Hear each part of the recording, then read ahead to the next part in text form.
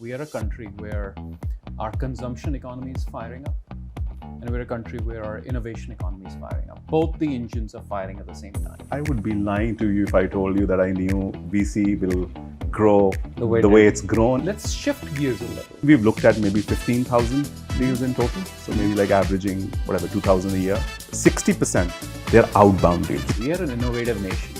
We're going to see a breed of growth investors coming in between. That 8x, 10x can be 20x and 30x. Absolutely. The question is, can your classic 9-10 year fund or 10 plus 1 plus 1 will allow you to get there or not? I guess we're going to bridge an innovation in the investing continuum, much unlike the US does, and we're going to fill that gap of strategic exits in a different way. Manish, wonderful to have you in Two GPs in a Bar. Thank you. So what came to your mind when you first heard about it? What are we doing today? I was hoping I'll get some good drinks. All right. Good alcohol. It's all there for you. Okay. And I get to sit with my friend, Absolutely. somebody who I respect from Absolutely. the industry. And I'm hoping it's not a one-way conversation. I can No, also ask you about your absolutely, journey Manish. as a Shoot for GP. it. Shoot for it. Absolutely. No, but Manish, seriously, this is a pleasure having you here today with us. And obviously, as Oister, we have started working just about a year ago, but I've known you for long, and it's been thoroughly a privilege getting to know you, getting to see your journey. So we're going to talk about all that stuff. And I just wanted to start off by saying congratulations on taking on as the vice chair for the industry body for IVCA. Thank you so much. Yeah. For someone like me who's also seen IVCA, I've known the office bearers, seeing someone like you come to it is an absolute comforting force. So loving to see you there. My pleasure. And look, the credit is frankly all Rajat and team. IVCA has come a long way. Yeah. But it's starting to look very institutional. It's starting to feel like that. Yeah. And not too long ago, we were conversing with Rajan right here. So between Rajan and you, you're two solid people there. Wonderful. Lots of great people. I think the industry has really come together, both from private equity, venture capital, venture debt, and so on. Yeah. We have several councils now. I know we're not talking about IVCA particularly today, but how organized it's become and how far-reaching and deep it has become. I think we're all like excited to participate. Yeah. So, easy question, the first one. Okay. What's your drink of choice? My drink of choice, it has changed, Rohit, over the years, as I guess I have changed as a fund manager in the last 23 years since I've been investing. I think today it'll be gin and tonic. And if I go into why it has changed, I mean, I like history. I like history a lot. Gin has a lot of history. Yeah. Probably, arguably, the oldest spirit. Some say it's whiskey, that. some say it's gin. Ancient Greece, definitely Netherlands before England sort of took it up.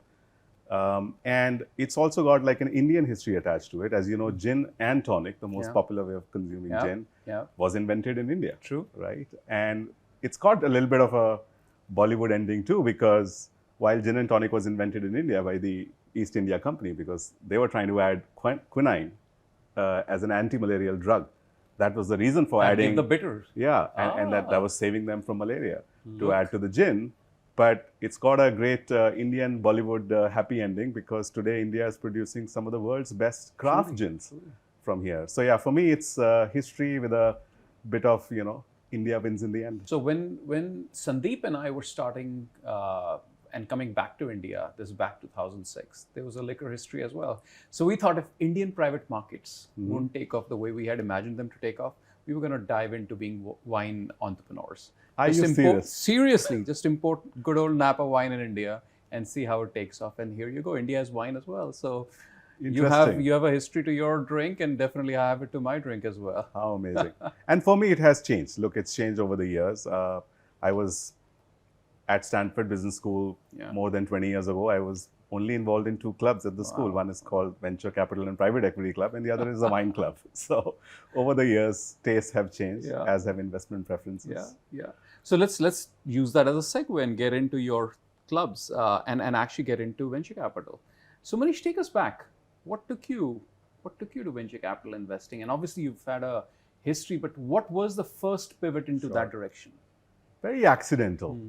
Accidental and very personality and mentor driven. A lot of pivots in my life have happened because of two reasons. Because I found good guides and mentors, and I'll walk through that maybe even before venture capital.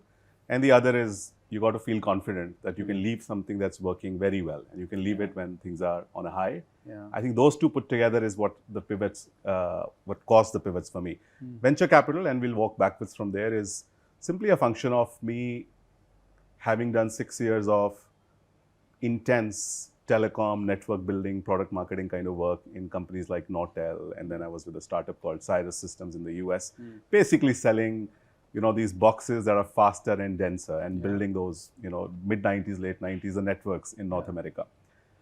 To this startup, when it got acquired by a company called Sienna, both those companies had a common investor called Roe Ventures. And particularly one of the partners, who happens to be a Stanford Business School senior of mine now, he and his co-managing partner took a liking for me.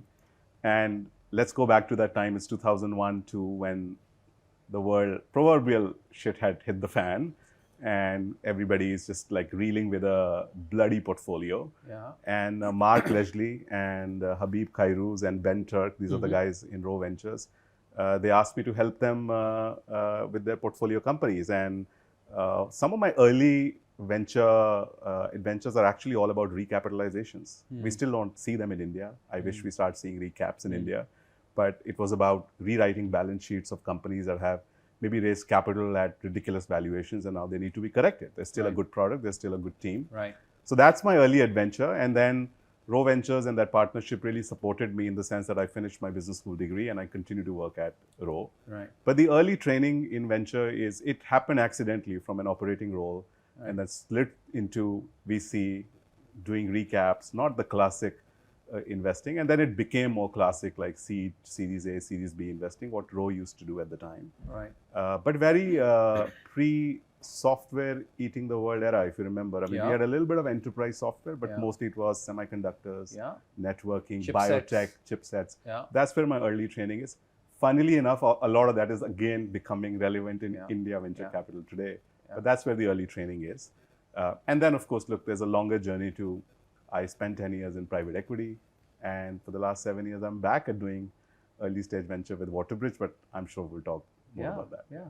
Wow. And I thought I knew you, and this is the first time I'm hearing about how you got into Roe. I didn't realize it was because of Sienna and the common investor, and wow, fascinating. But Manish, from Roe to Actors to Providence, you've seen pretty much the whole spectrum, from PE to growth to venture. What took you into creating Waterbridge as a venture? Because having seen it, obviously there's something which at a genetic level, at a preference level, was so endearing to you. So what took you to venture? A very interesting question. Look, I have been asked the question, but I don't think I'll have the same answer every time. And I don't have a perfect answer. But look, let me go back again. Roe Ventures, all was going well. The fund was one of the leading funds of that era. I was in a partner track position, except, I say this, like you plan life and then life happens. Yeah. And I know, like when you move back to India, I moved back to India around the same time. And I don't think India shining was that clear in our industry, at least.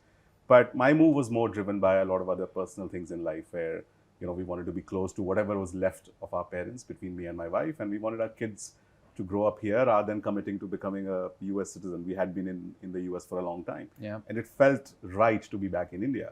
Except when I moved back to India, venture capital as an asset class did not exist. Yeah. I mean, forget Roe Ventures opening a office here. We had very little of venture.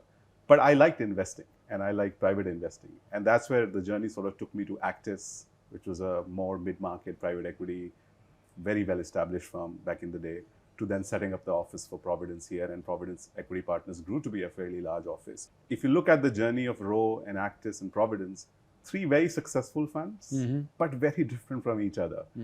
And at the end of the Providence stint, Rohit, I started to maybe get a little bit bored. Maybe encourage a lot. I worked with a lot of entrepreneurs and encourage them to leave their jobs and start something. That was my entrepreneurial itch. And I felt like this is time to draw on all the learnings of 3 successful franchises and create something that will hopefully last the test of time. And that's the sort of genesis of Waterbridge. There's a deeper thought behind why does Waterbridge do what it does. But if I was like boilerplate it for you, we are still trying to draw on our strengths. So I have 2 other partners in the business. I have Ashish, who who was at Actis for over 10 years, and he and I intersected back in Actis like years ago. Again, somebody who's seen venture and private equity cycles.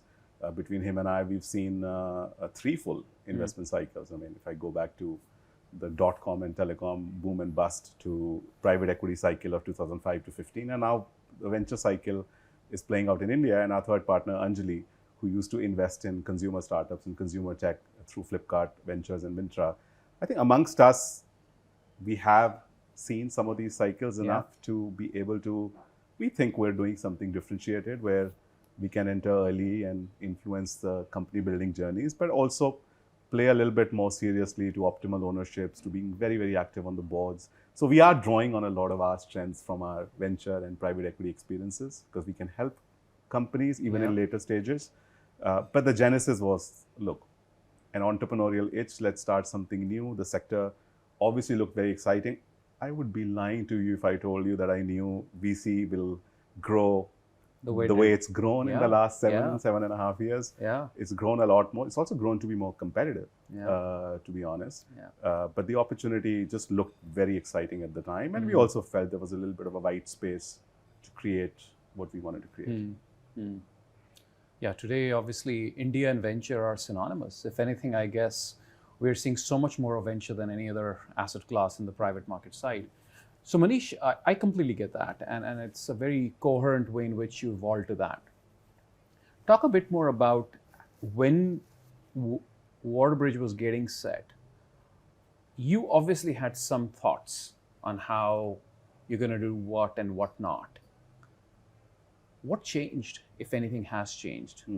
And what caused you to rethink if you made the right decision? The initial lens had some of these important parameters, like we would have to unlearn. We don't just have to learn a lot.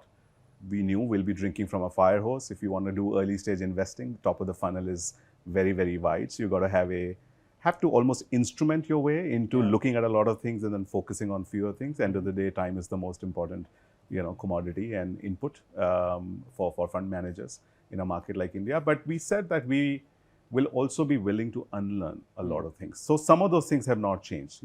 If you look at anybody, at the partners or the rest of the team at Waterbridge, one thing I can say with confidence is that everybody approaches every discussion with a big learning hat, because we are learning all the time from the founders, from the market, and so on. A lot of things have changed, though. As I alluded to earlier, while what looked like a clean and a clear white space 7.5, 8 years ago, I think it's become very competitive. Just like emerging markets, anything that catches fire just catches like a big fire.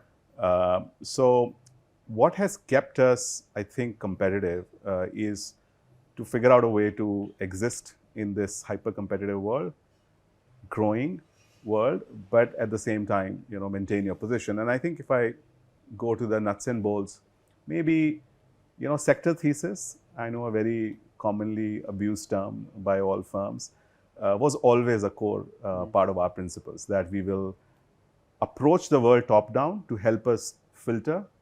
And then, of course, every investment has to be approached in a very first principles, bottom-up way. So it's like almost like a combination of a top-down and a bottom-up approach. But if you go back, Rohit, to Fund 1, we had successful investments like, I'll pick EdTech, a favorite sector to something that's not favorite anymore, Unacademy and Doubtnut. We had some really good early investments in EdTech. By the time Fund 1 was ending and Fund 2 was starting, EdTech went through a big consumption revolution, if I could call it, right? During COVID, all of that picked up. To today, it's like one of the least favorite sectors. Like, there are very narrow windows in EdTech where investors want to fund anything. But if you look at Waterbridge's own internal thesis, we're on EdTech 4.0 today. And each version looks extremely different from the last version. Because we have to react to market structure, we have to react to capital and talent and resource availability and so on. So sector thesis, staying constant in terms of like importance of the sector, but also comfortable in saying what used to work before, it's not going to work now. What got you here is not going to get you there if you read the book, sort of in the same principles. So that's one, like evolving sector thesis. I'll give you another example. B2B enterprise tech was not even part of our thesis in Fund 1. But time came for Fund 2. We've done some very interesting investments in that area like Business and City Mall and so on. It's also a reflection of India. Of India. Yeah. And so you got to like keep sort of making something that used to work before, and it's maybe a narrower thesis now, and some other things you have to adopt. I mean, deep tech and building a global company from India, honestly, it was nice to talk about, but 5 years ago it was not possible. Today, it is possible in many areas of deep tech.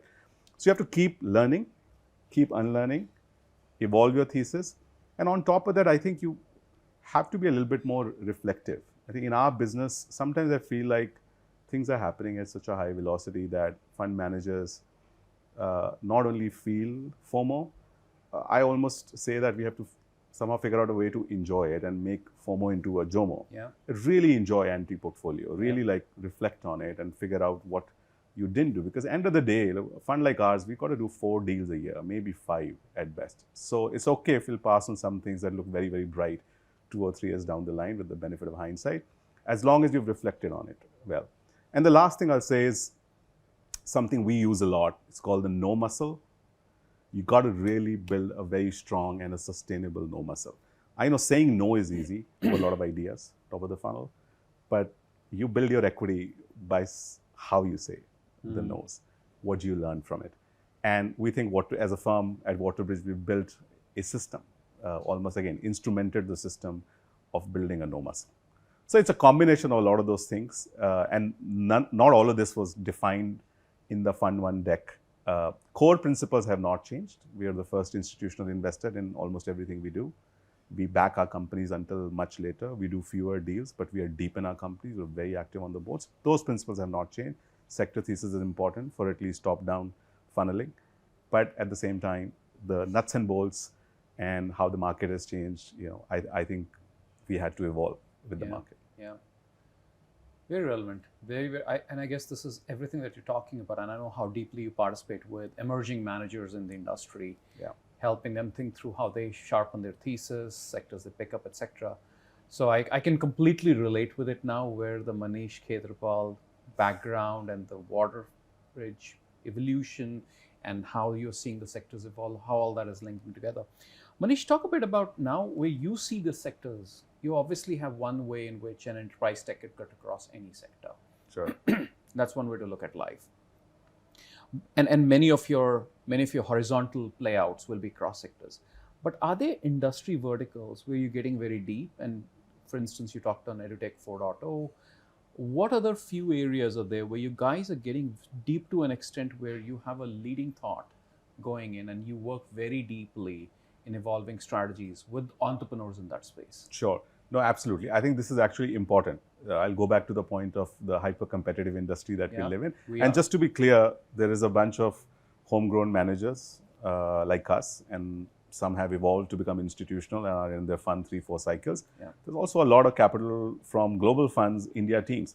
And frankly, as nationalistic, even jingoistic as it may sound to say, oh, that's foreign capital, they are Indian fund managers. They've been in India for 10, 15, 20 and years. They understand it well. They understand it as well as we could claim to understand it, right? So that competition can't be wished away. And actually, it's also good because they also provide a lot of larger capital down the cap table. But given that environment, I think over time, you got to like figure out a outbound motion of sourcing. I think that's part one of the issue.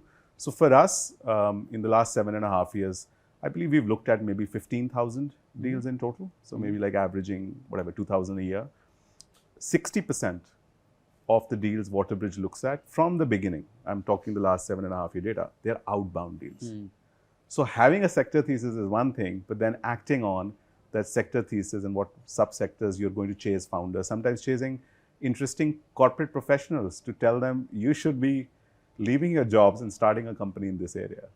And that is a big part of the outbound motion. So that's one part of it, that you got to have a very strong outbound motion. The other is, as you said, look, in the end, in this environment, I think founders need to understand what you stand for. For us also, I think that clarity has emerged over time, and I'll give you an example. If you look at our Fund 2 thesis and deck, you'll see 6 boxes. Maybe EdTech is one, and Global SaaS is another one, and maybe B2B enterprise is one. over time, even as partners, how we resonate to founders and what kind of ideas we really end up liking. Actually, we've gravitated to become like deeper into one area. Yeah, We also yeah. still have like the exploratory areas that Anjali, Ashish, and I would like. Yeah. But if you look at me particularly, I would gravitate more towards building global businesses from India. I have done my odd, like fair share of a Chalo or a City Mall that is addressing Indian consumer problems, although Chalo is now becoming more of a global business. Yeah. But there is a penchant for finding founders and getting attracted to ideas where we're building something global from India. Just using Indian, of course, global SaaS is a big area, but now deep tech is becoming a big area. I mean, we have companies like Nimble. They make a consumer robot designed in Taiwan, designed in India, manufactured in Taiwan, and only US market. Yeah. A high-end consumer cooking autonomous chef robot. Those kinds of things are happening now. Yeah. If you look at my partner, Ashish, he likes a lot of B2B supply chain or India enterprise tech, just the organization of, let's say, Indian, and SME is a big part of Indian businesses. To Anjali, who brings 11, 12 years of investment banking focused on consumer to then doing Flipkart Ventures and Mintra style of consumer tech investing, she has we think, a very nuanced view on consumer. So if you sit Anjali down next time, she'll tell you maybe like 10 quirks about the Indian consumer that fit into technology adoption and consumption behavior change around technology, but that are very specific to India. Yeah. So on a really broad base, there's a box called consumer and intersection of consumer with tech, where she focuses. Ashish will be more on India, B2B, distribution, supply chains, in that area. And for me, it's more global business. So global business is being built out of India. And that kind of focus and clarity to founders also helps a lot. You know, you took a couple of very interesting examples, and that actually is a huge playoff on India right now, that we are a country where our consumption economy is firing up, and we're a country where our innovation economy is firing up. Both the engines are firing at the same time. Absolutely. And we are privileged. I guess the only other country in the world where both of them were firing together was the US, right? Yeah. Each other country, and pick any from China, Germany to Japan to any other, one or the other fires up at a certain point in time. And India, not together. Not together. That causes you to pick a company like Chalo on one hand and an Atlan on the other hand, right? You have fascinating combinations. But it's a very different muscle to build on these. Now, while Manish is focusing on global and Anjali or Ashish is focusing on the other kind, as an organization, you have to develop a certain DNA to thinking. Yeah. How are you building to that water bridge? I think great question. And WIP, if I can be honest, it's still work in progress. But you got to like figure out people alignment.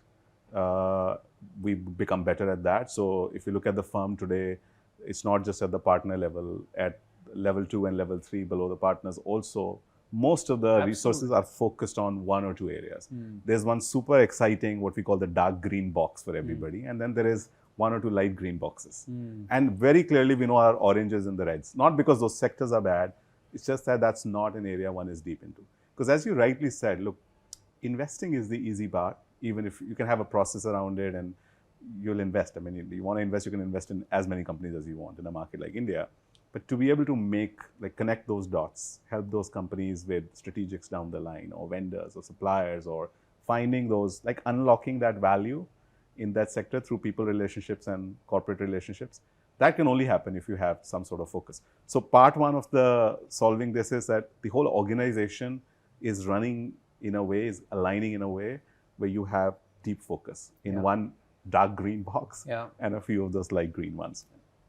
I think on the other hand also, you got to walk the talk. So you have to feel comfortable in each of the partners really talking about what their strengths are.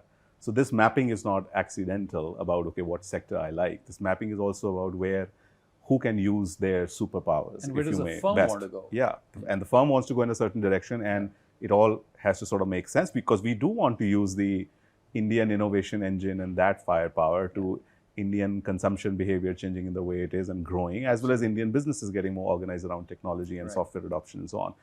but also our own individual superpowers. Yeah. So if you ask like most of the founders that work with me, maybe they'll, other than, I think they'll, being the most handsome guy in venture capital, they'll also say empathetic. Yeah. They'll say eclectic. Manish has eclectic networks. Yeah. Look, I started my career in Infosys, but I was sitting in Canada selling telecom boxes in a very, very cold weather in Montreal, to then going to US and then going East Coast to the Bay Area, to then venture in the US to India. And if you look at that journey, that leads to like a fairly complicated web of eclectic network. And I mean it in a positive way. Yeah. And some of those things come out in my discussions with founders, even before we're investing.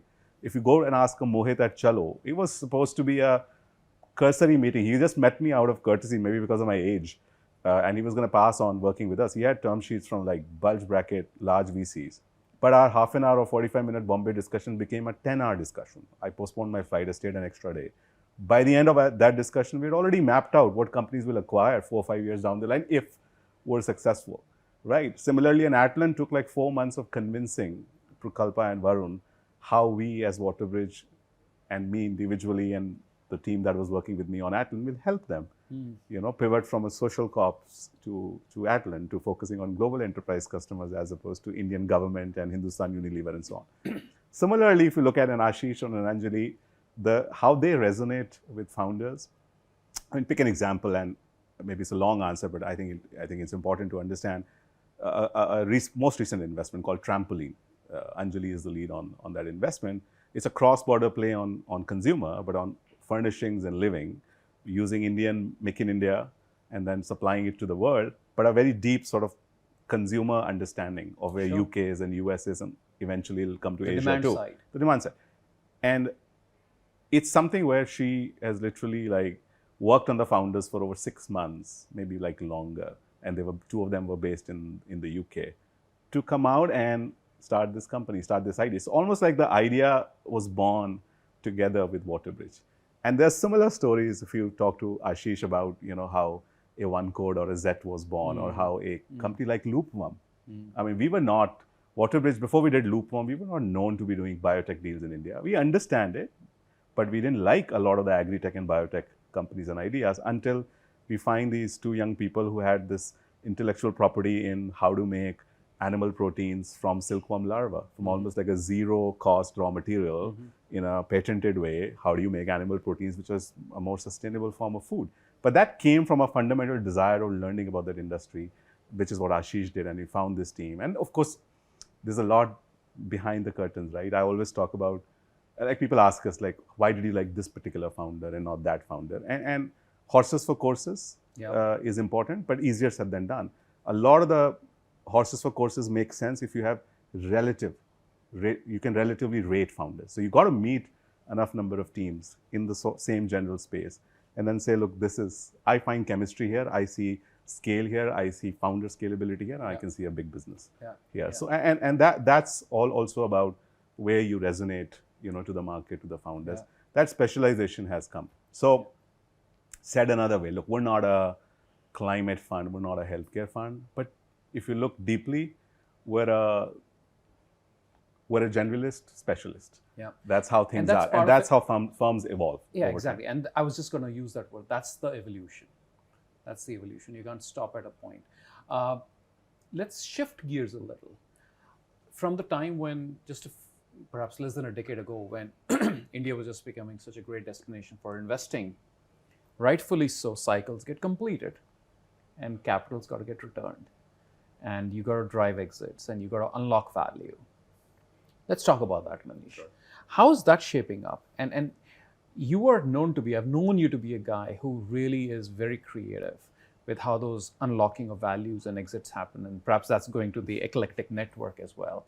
But let's talk about that and talk about that both. We'll talk about that both in terms of Waterbridge as well as India, because India is now at the cusp of seeing a lot of that happen. Sure. On one side, we are seeing the IPOs unlocking that value, but on the other side, strategic exits as well. Sure. So, yeah, look, it's, and speaking freely again, look, let's sort of take a top-down, a more macro view. We're probably give or take 160 billion invested in venture capital in India in the last, let's call it 15 years. You can stretch it back all the way to InMobi and the Olas and the early sort of funding of these ideas, right? And the industry DPI and not digital public infrastructure. You and I both know we're talking about DPI. The distributed to paid up capital is probably like 0.3x at best. It's not bad because it's a developing market, but it's also not super stellar. Would maybe better than Southeast Asia because we have a very, very robust IPO market, a secondaries market, but it could also be better. I mean, if you ask the LPs and institutional LPs, that is one complaint they may have with India, that we expected a better DPI by this point of time. Thankfully, the biggest contributor to VC funding based assets, which is IPOs and public markets, is really firing on all cylinders right now. In fact, India may be the only IPO market that is open right now in the world.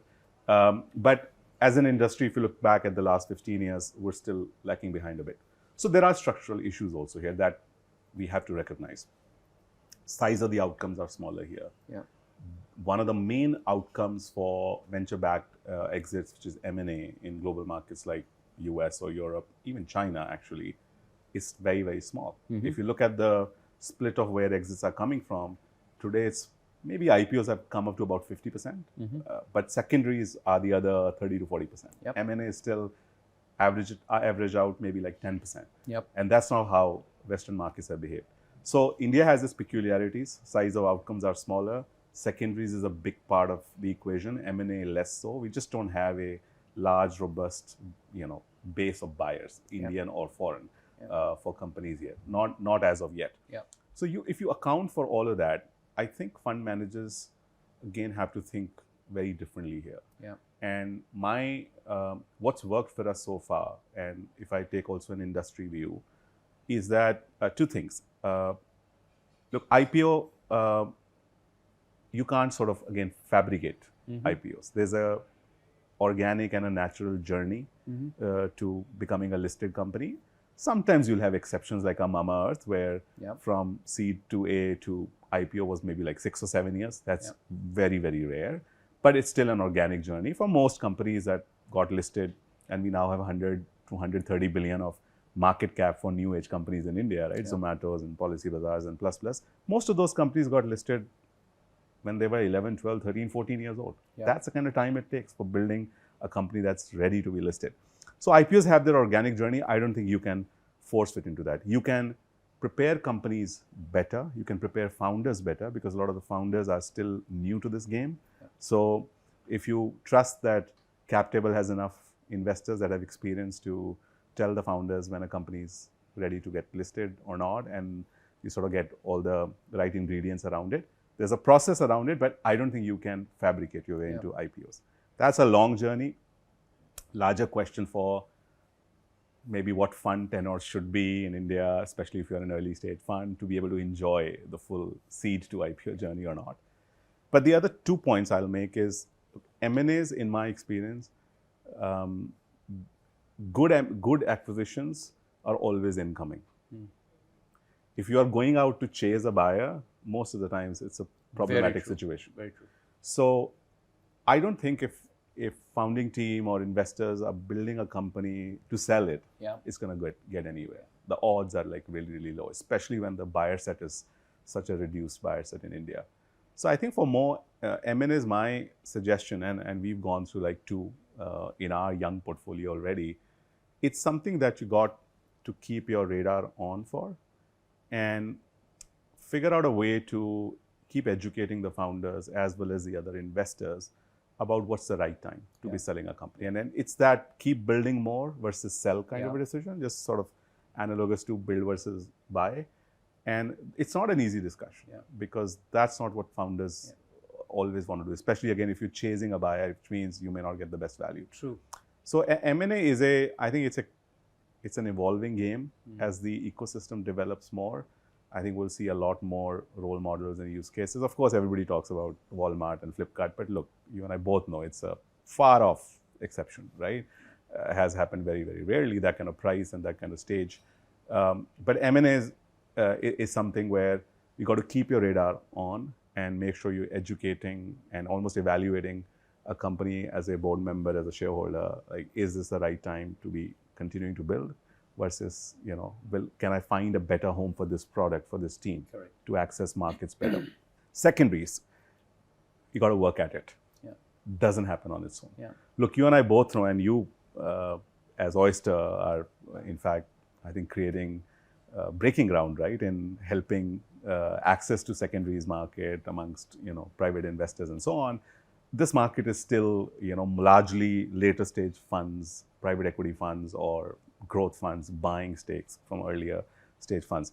And that's something that has to be like worked upon. Yeah. For investors who really haven't added value or not continuously adding value on cap tables, it's very hard to have that dialogue with the founder or other investors to figure out a secondary exit.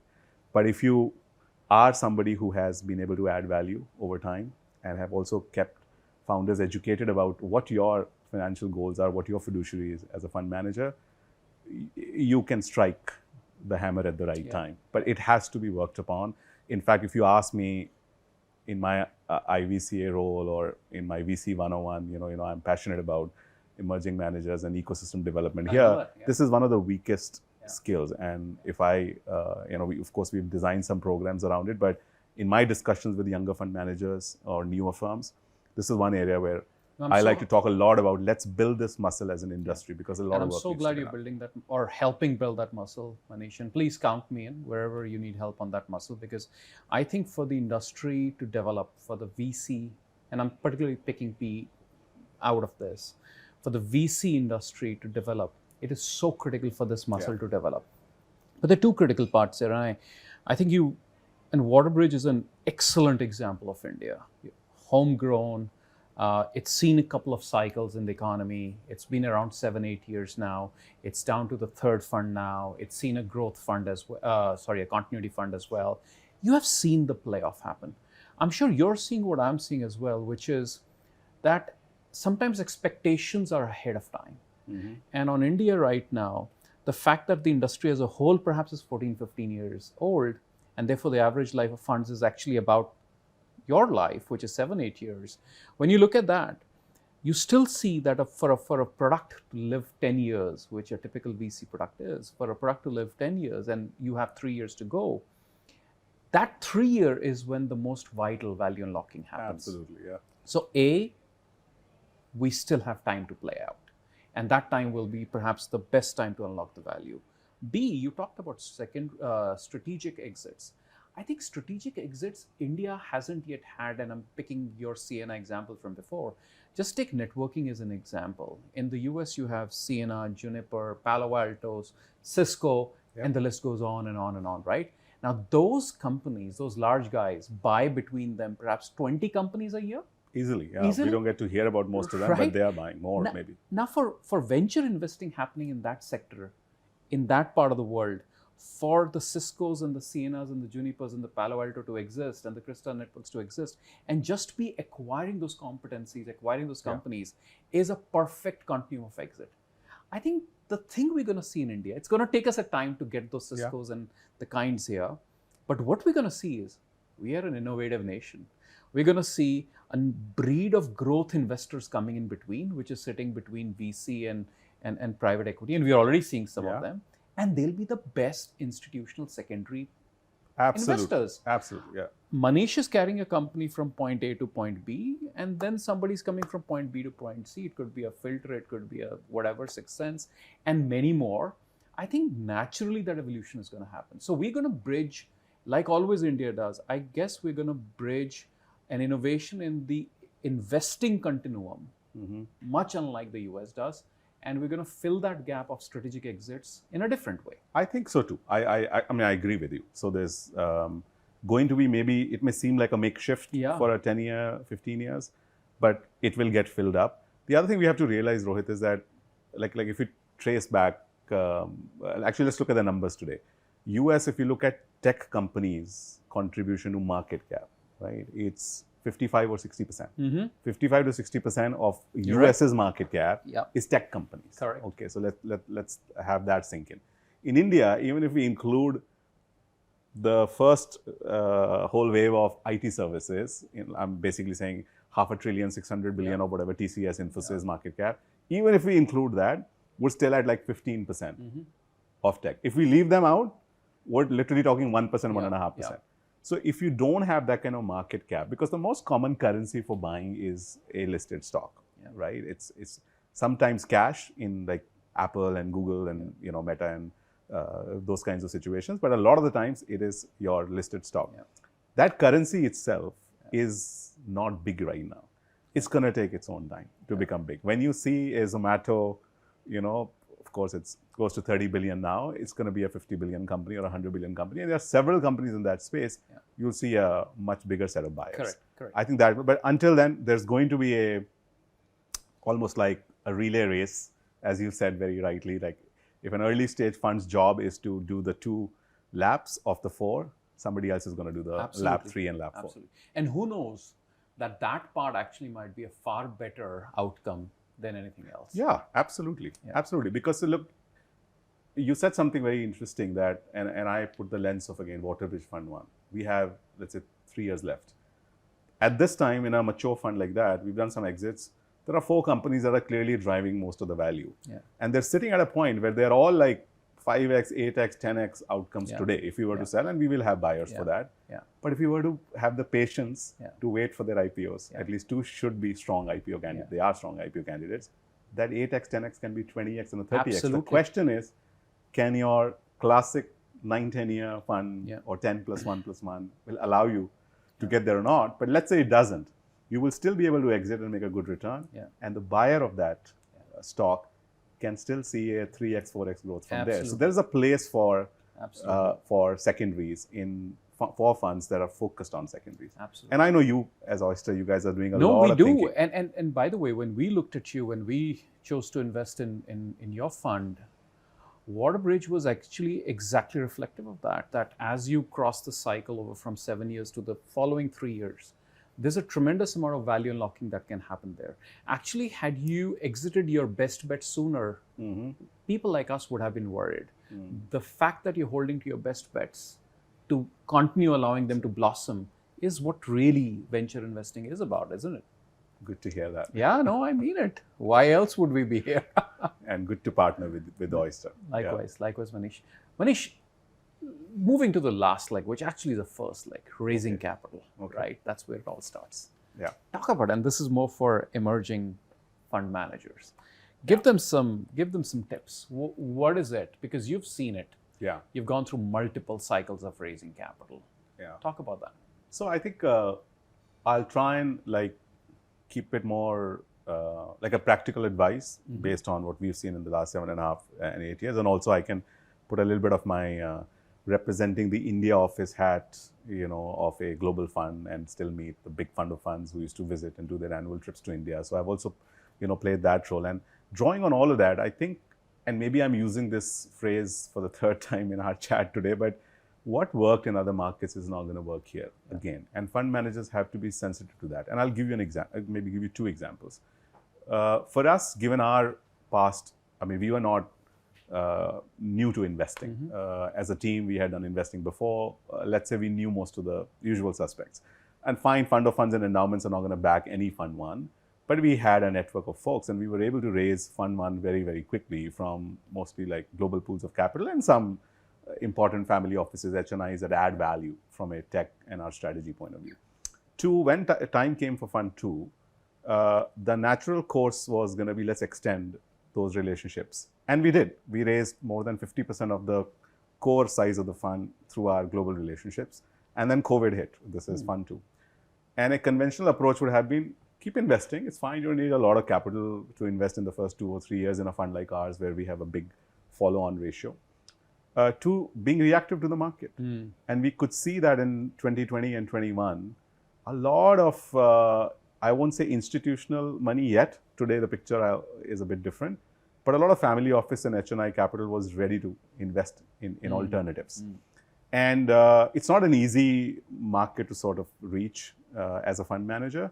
But we had to like smell the coffee, if you may. And we in fact used quite creatively the success of Fund 1 at the time and the early success of Fund 2 to go out and at our own terms that we will raise a minimum check size or a certain kind of LP we want or don't want.